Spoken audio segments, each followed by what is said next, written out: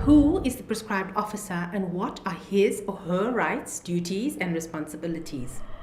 The Companies Act 71 of 2008 provides for enhanced accountability and transparency. It deals specifically with the position of directors, so-called prescribed officers, the company secretary, auditors, and audit committees. The Act uses personal liability of directors and prescribed officers as a deterrent. The Companies Act has introduced the concept of prescribed officer, who is basically a senior manager or senior executive of a company, irrespective of whether he or she is a director. Prescribed officers, as well as members of committees of the Board of Directors, will be treated in much the same way as directors under the Act, even though they might not be directors in law.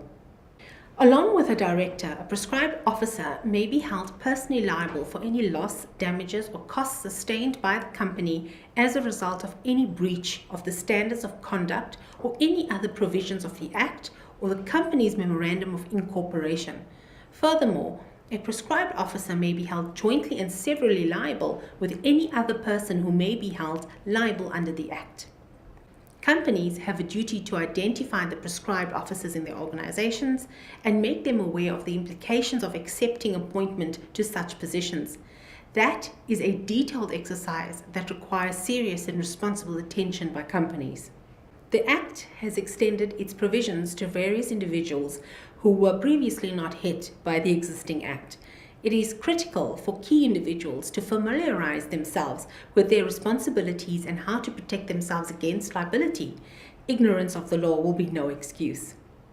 The new Companies Act carries numerous references to the prescribed officer, a new designation in our corporate vocabulary. Who is this person and what are his or her rights, duties, responsibilities, and above all, liabilities?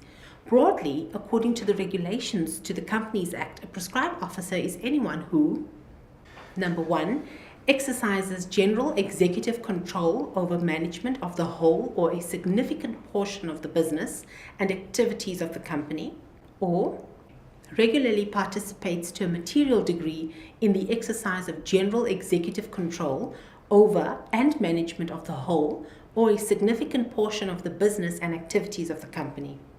In more detail, a prescribed officer is anyone who has general executive authority over the company, example, the CEO, has general responsibility for the financial management of the company, example, CFO, has general responsibility for the management of the legal affairs of the company, example, the chief legal counsel, has general managerial authority over the operations of the company, example, the COO, or directly or indirectly exercises or significantly influences the exercise of control over the general management and administration of the whole or significant portion of the business and activity of the company, example, a head of a major division. This regulation applies regardless of any particular title given by the company to 1. An office held by the person in the company, or 2. A function performed by the person of the company. Thus, the definition is wide and encompasses employees of the organization other than directors who now have to comply with certain provisions of the Companies Act which were not applicable in the past.